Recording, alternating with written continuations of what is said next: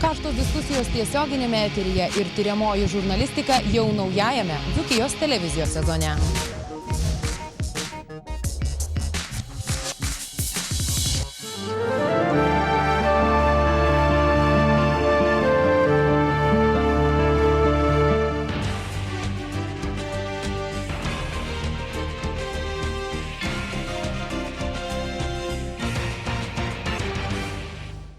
Labas vakaras, penktadienio naujienos Dzūkijos televizijos žiniose. Trumpai apie jas.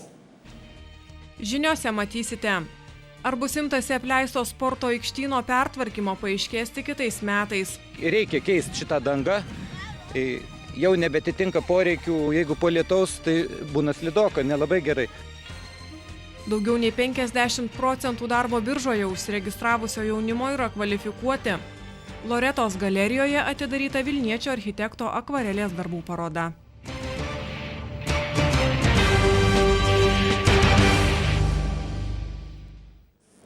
Jau ne vienerius metus praeiviams akis bado sporto aikštynas prie Dzūkijos pagrindinės mokyklos. Tiek kūno kultūros mokytojų, tiek mokyklos vadovybės manymų šiai aikštei būtina renovacija. Tačiau kol kas dirbtinė danga lieka kritinės būklės. Šarūno Bedulio reportažas.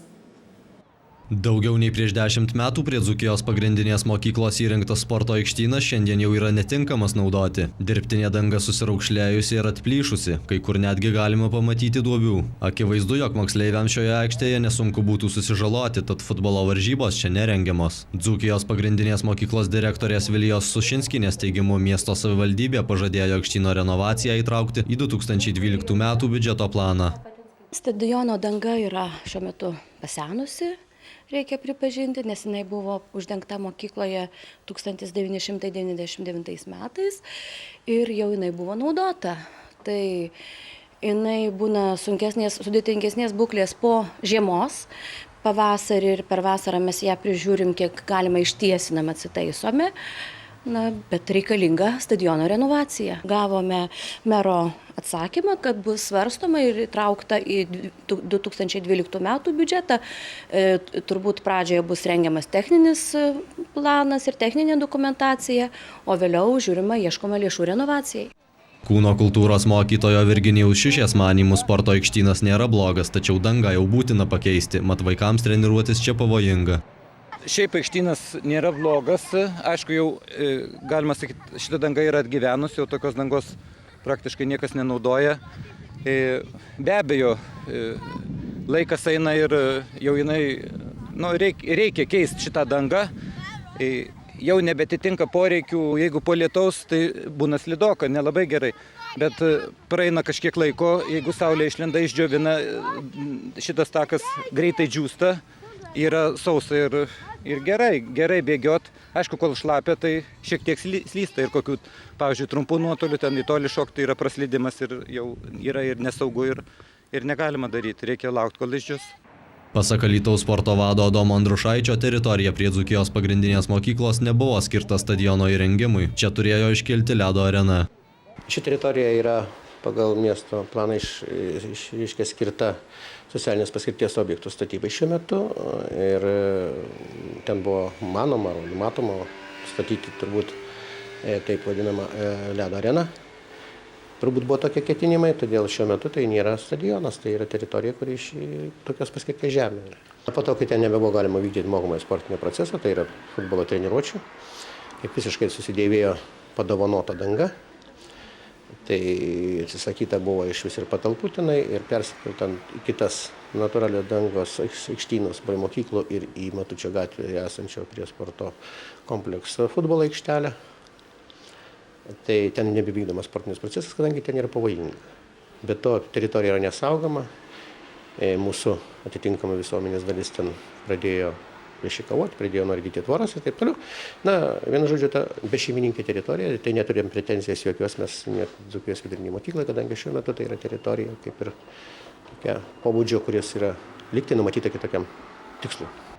Ar bus imtasi sporto aikštyno pertvarkymo, paaiškės 2012 metais, kuomet bus formuojamas Alytaus miesto savivaldybės biudžetas. Alytaus teritorinėje darbo biržoje vyksta užsiėmimai jauniems bedarbiams jaunimo situacija darbo rinkoje. Pastebima, jog nemažai darbo biržoje registruotų jaunų žmonių yra baigę ir prestižinius šalies universitetus. Plačiau Viktorija Daugėlienė. Pasibaigus vasarai teritorinė Alytaus darbo birža plūstelėjo net ir prestižinių šalies universitetus baigę absolventai. Situacija nėra bloga palyginus su praėjusiais metais, jinai tikrai ryškiai gerėja. Šiuo metu mes turime registruotų jaunų žmonių nuo 16 iki 25 metų amžiaus 2298 asmenys, tai sudaro 15,9% nedarbo jaunimo. Iš visų užsiregistravusių jaunų žmonių virš 55% turi profesinį pasirengimą. Kita dalis neturi jokios kvalifikacijos. Tai viena iš pagrindinių problemų, dėl ko jaunimui nesiseka įsidarbinti. 2011 metais per 7 mėnesius susiregistravo 662 absolventai. Daugiausiai, žinoma, mes turime alytiškių savų absolventų. Tai praktiškai iš visų universitetų mes sulaukėme šiemet po 1, 2, o kai kur ir po 20 ir po 30 absolventų. Daugiausiai tai su tokiom profesijom registravosi, kurios skaitosi nepaklausios darbo rinkoje. Tai tarkim, kai kurios pedagoginės kvalifikacijos, socialiniai darbuotojai, teisininkai, visiems šitiems specialistams truputį sunkiau yra integruotis į darbo rinką, nes šiuo metu jų profesijos yra nepaklausios. Registravosi nemažai, tarkim, ir verslo, marketingo vadybininkų, ir IT technologijų specialistų. Tačiau tie jauni žmonės pas mus biržoje ilgai neužsibūna, nes šių profesijų paklausa yra didelė. Su jaunimu dirbantys specialistai tikino, jog šiais metais jauni žmonės daug aktyvesni nei anksčiau. Labai aktyviai vykdo savarankišką paiešką, noriai dalyvauja mūsų siūlomose priemonėse, tai konsultavimas grupėse, pirmo darbo užsiėmimo programos. Ir tokie yra renginiai, kur jauni žmonės gali sužinoti, kaip pradėti tą darbo paiešką, kaip kalbėti su darbdaviu, galų gale kaip pildyti tą CV Europos standartą, gal kai kas dar ir nesusipažinę. Tai tose priemonėse dalyvauja gan aktyviai ir labai aktyviai dalyvauja, klausia ir žinoma neatsisako, jeigu mes siūlom mūsų jau konkrečias užimtumo priemonės, tai darbo įgūdžių įgyjimo programa, kuri yra skirta būtent absolventams, kad absolventai per kelias mėnesius galėtų įgyti gerus darbinius įgūdžius ir taptų paklausesniais darbdaviams. Taip pat yra įdarbinimas subsidijuojant, nemažai jaunų žmonių dirba ir su verslo liudijimu.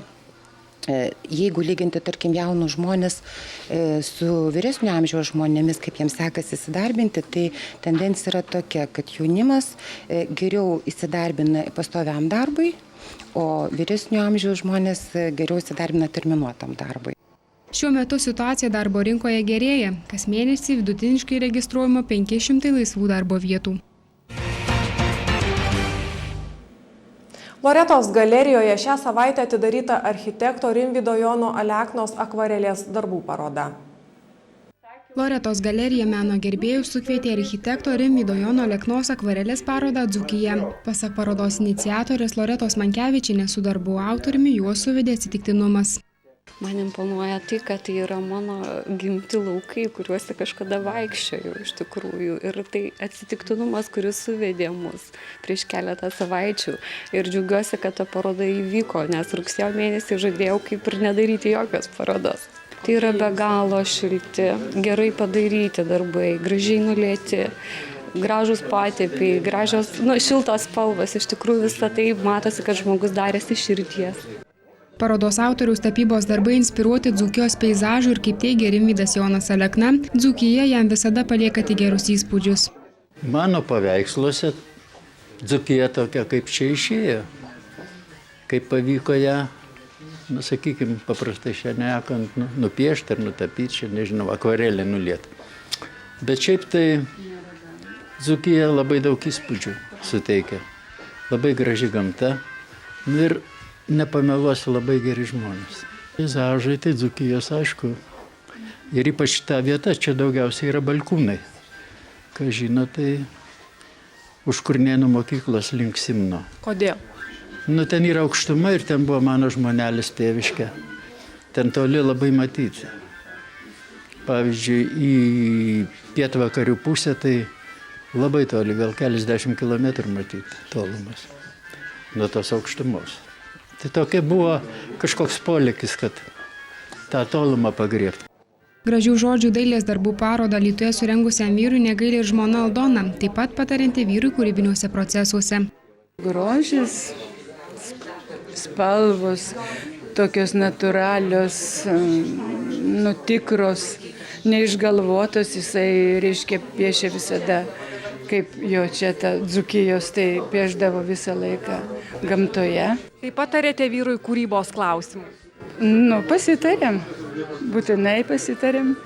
Pasakau, čia reikia tokią, ar ten spalvą biškį, ar ryškesnę. Žodžiu, tarėmės.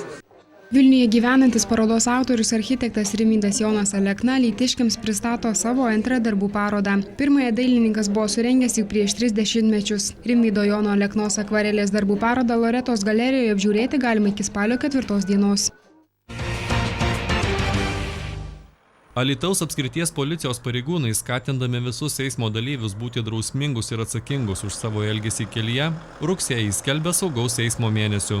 Šį savaitgalį kelių policijos pareigūnai ypatingai daug dėmesio skirs šiurkštiems kelių eismo taisyklių pažeidimams nustatyti, pavojingo vairavimo ir chuliganiško vairavimo atvejams išaiškinti. Neretai kelių eismo taisyklės pažeidžia jauni vairuotojai. Tad policija skirs ypatingą dėmesį į neseniai vairuotojo pažymėjimą gavusiems kelių eismo dalyviams. O praėjusi para buvo palyginus rami. Apskirties komisariatuose užregistruotos 6 nusikalstamos veikos, išaiškinti 49 kelių eismo taisyklių pažeidėjai. Tiek naujienų šį vakarą, netrukus savaitgalio orų apžvalga. Dėkoju už dėmesį žinioms, gero vakaro.